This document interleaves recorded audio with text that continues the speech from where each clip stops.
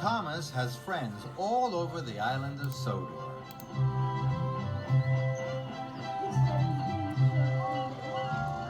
Friends at Brendam Docks. And friends at the farm.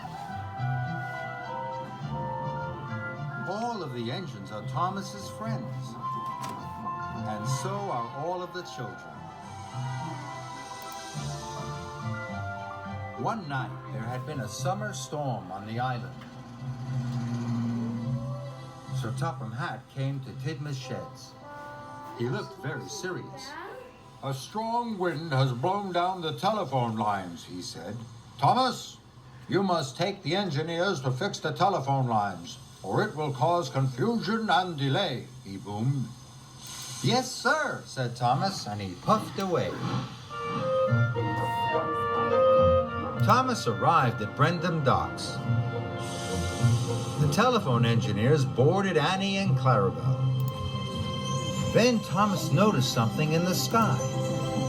Thomas thought it was the most beautiful thing he had ever seen. Look at all those colors, Edward, gasped Thomas.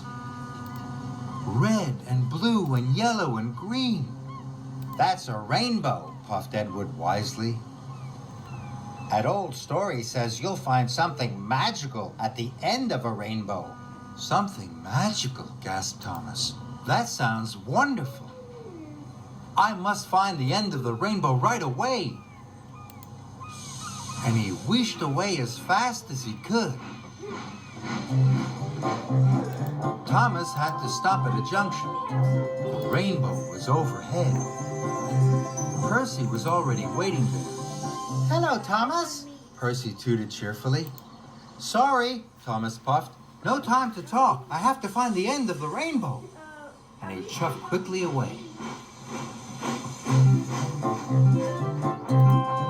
Thomas puffed up Gordon's Hill.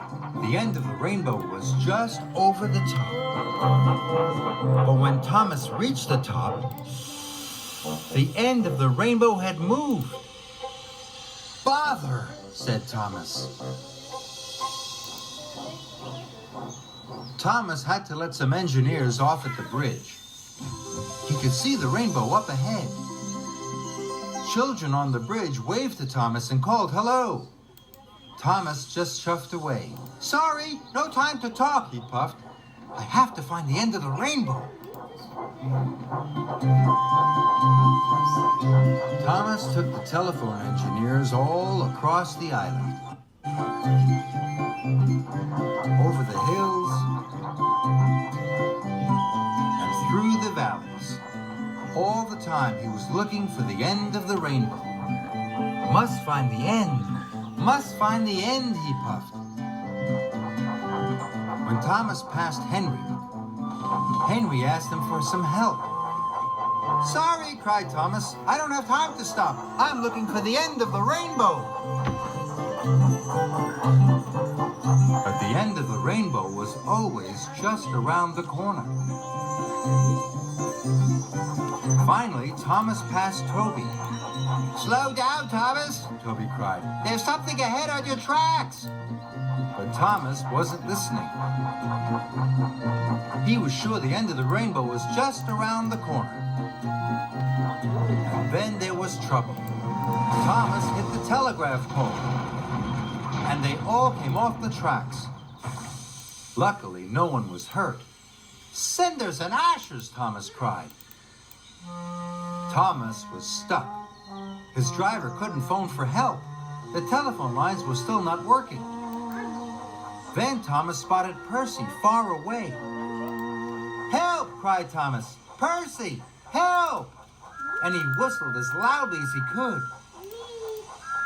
Thomas watched sadly as Percy puffed away. Percy isn't talking to me because I didn't have time to talk to him, thought Thomas. I was too busy chasing the end of the rainbow. Thomas knew it was his fault. But Percy had heard Thomas's whistle. He knew Thomas was in trouble, and he was hurrying to get help. Thomas is in trouble, Percy called out as he passed Henry.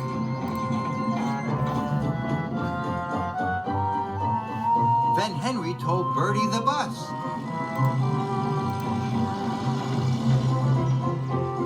And Bertie told the children. The children told James. James told Harold the helicopter. And Harold the helicopter told Harvey. Harvey set off right away. Harvey found Thomas in no time at all. Soon he had them all back on the tracks.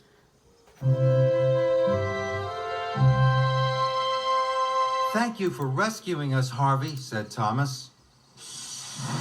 Harvey told Thomas how the message had been passed on. All of your friends have helped rescue you, he said. Thomas was very happy indeed. Thomas puffed along. The rainbow was still in the sky. But Thomas didn't try to find the end of the rainbow. He worked as hard as he could until all the telephones were working again.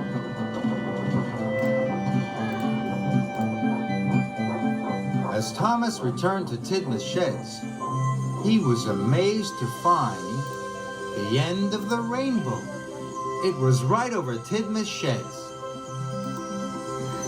The old story was right, gasped Thomas. There is something magical at the end of the rainbow. My friends. Friends are the most wonderful thing of all.